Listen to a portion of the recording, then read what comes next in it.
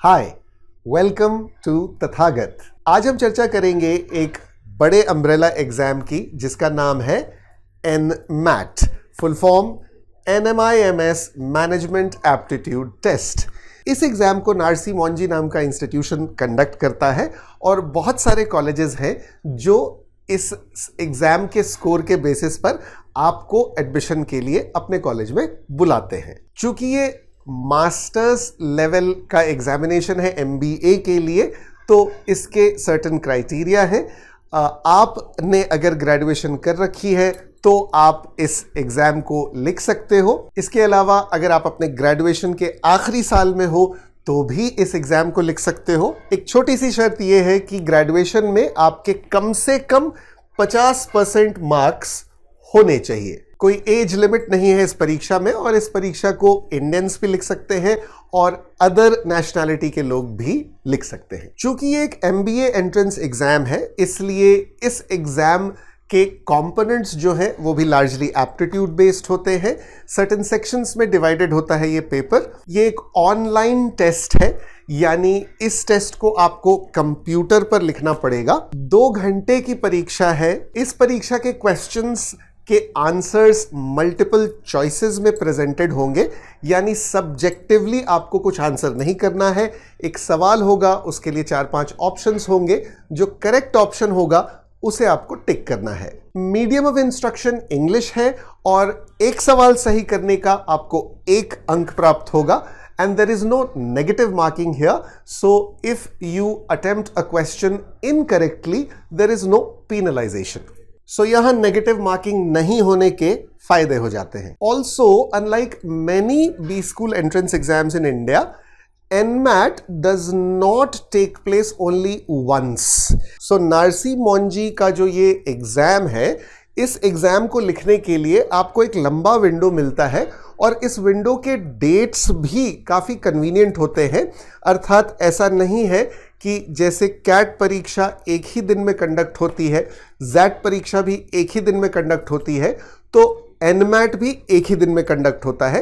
एक लंबा विंडो मिलता है जिसमें कुछ डेट्स ऑफर करते हैं ये लोग, और उसमें से उन डेट्स में से आप कोई डेट अपने लिए चूज कर सकते हो और अपने हिसाब से, अपने कन्वीनियंस के डेट के हिसाब से इस परीक्षा को लिख सकते हो। Coming to the examination structure, NMAT is an adaptive test, which means आप जैसे जैसे सवाल सॉल्व करते हैं, सॉफ्टवेयर अकॉर्डिंगली आपके अटेम्प्ट्स के हिसाब से अडेप्ट करते हुए आपको अगले सवाल देता है। इस एग्जाम को वही बॉडी कंडक्ट करती है जो GMAT एग्जाम कंडक्ट करती है, और GMAT भी एक अडेप्टिव टेस्ट होता है। तो चूंकि वही सॉफ्टवेयर यूज होता है, इसलिए इस परीक्षा में आपके अटेम्प्ट्स और करेक्ट और इनकरेक्ट के हिसाब से सवालों का एस्केलेशन होता है। 3 प्री डिफाइंड सेक्शंस हैं। वर्बल एबिलिटी जिसमें 36 क्वेश्चंस आते हैं, लॉजिकल रीजनिंग जिसमें 36 क्वेश्चंस आते हैं, और क्वांटिटेटिव स्किल्स जिसमें भी आपके 36 क्वेश्चंस ही आते हैं।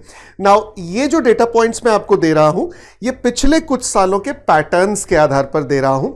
जरूरी नहीं है कि हर साल क्वेश्चन पेपर में इसी टाइप से क्वेश्चन डिस्ट्रीब्यूशन रहे, और इसके लिए आपसे मेरी विनती होगी कि जब भी इन परीक्षाओं को आप लिखते हैं तो इस परीक्षा के लिए जो वेबसाइट एलोकेटेड होती है वहां जाकर जरूर कोई रीसेंट अपडेट हो, कोई चेंज हो तो उसको जरूर पढ़ते रहा कीजिए।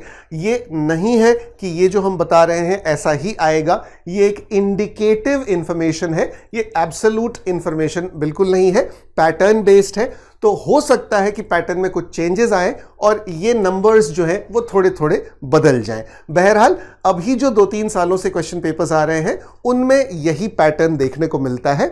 टोटल टाइम ड्यूरेशन एग्जाम का 120 मिनट है, परंतु अलग अलग सेक्शंस के लिए आपको अलग अलग वक्त मिलता है।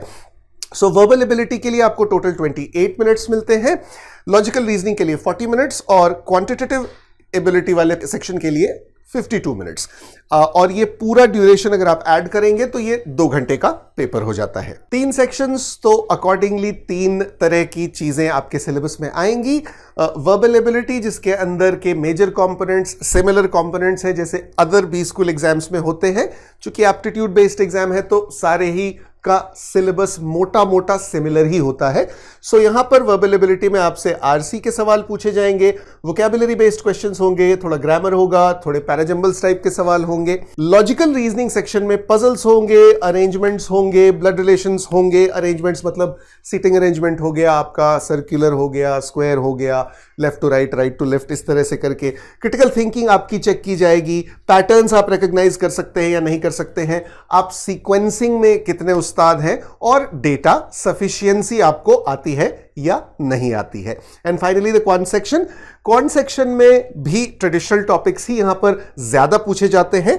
Arithmetic, algebra, geometry, number system, modern math और डेटा इंटरप्रिटेशन यहां पर आपसे एक्सपेक्ट करेंगे ये लोग कि आपको थोड़ा बेहतर आता हो। इस तरह के किसी भी कॉम्पिटिटिव एग्जाम को प्रिपेयर अच्छे से करने के लिए मेरी हमेशा से सलाह होती है कि आप प्रोफेशनल गाइडेंस लें, आप प्रोफेशनल्स के साथ जाकर सीखें कि इन परीक्षा की तैयारियों में किन चीजों का खास ध्यान रखा जाता है। We at Tathagat also offer assistance for all these management related entrance exams.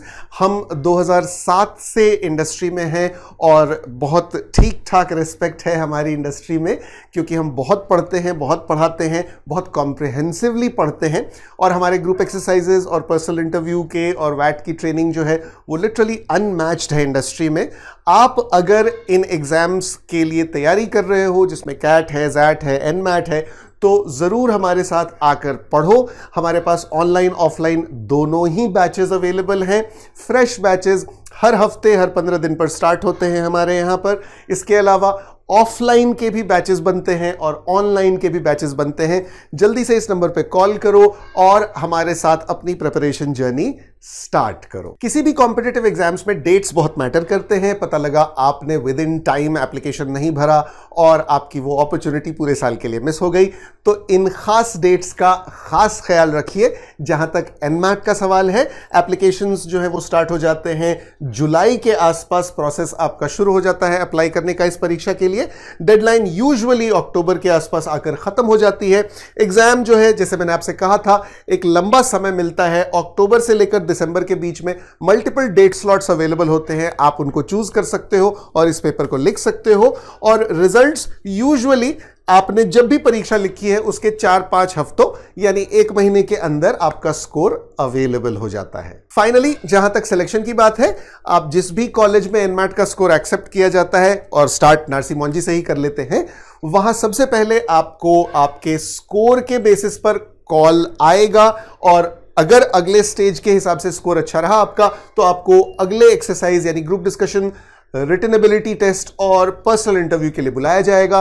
इन दोनों को मिलाकर आपका मेरिट लिस्ट तैयार होगा, जिसमें फाइनली कुछ फैक्टर्स भी जरूर अफेक्ट करेंगे आपके सिलेक्शन को, जो कि आपका पास्ट एकेडमिक रिकॉर्ड है, आपके पास कोई वर्क एक्सपीरियंस है या नहीं है, किसी खास उपलब्धि को प्राप्त करके आप बैठे हैं, you have participated something at the national level, at the state level, and won something. These factors also play a role as far as your selection and final selection in the B school is concerned. And lastly, here is an indicative list. जिन colleges में NMAT का score accept किया जाता है उन colleges की संख्या काफी ज्यादा है, पर कुछ कॉलेजेस का नाम मैंने कलेक्ट करके आपके लिए इस स्लाइड पर रखा है। इन कॉलेजेस के सर्टेन प्रोग्राम्स में नरसी मोंजी का स्कोर एक्सेप्ट किया जाता है। तो अगर आप एनमैट लिख रहे हैं तो इनमें से जिन कॉलेजेस के प्रोग्राम्स में आप एडमिशन लेना चाहते हैं, वहां भी आप एनमैट के इसी स्कोर को यूज कर सकते हैं। एंड अगर आपको हमारा वीडियो अच्छा लगा हो और रेलेवेंट लगा हो, तो जरूर जो भी लोग इस वीडियो से लाभ उठा सकते हैं, बेनिफिट कर सकते हैं, उनके साथ हमारा वीडियो शेयर कीजिए, वीडियो को लाइक ज़रूर करिए और हमारे चैनल को सब्सक्राइब करिए। एंड अगर हमारे साथ इस प्रिपरेशन जर्नी में जुड़ना चाहते हैं तो प्लीज़ इस नंबर पे कॉल कीजिए और जल्दी से हमारे साथ प्रिपरेशन शुरू कीजिए। Thank you.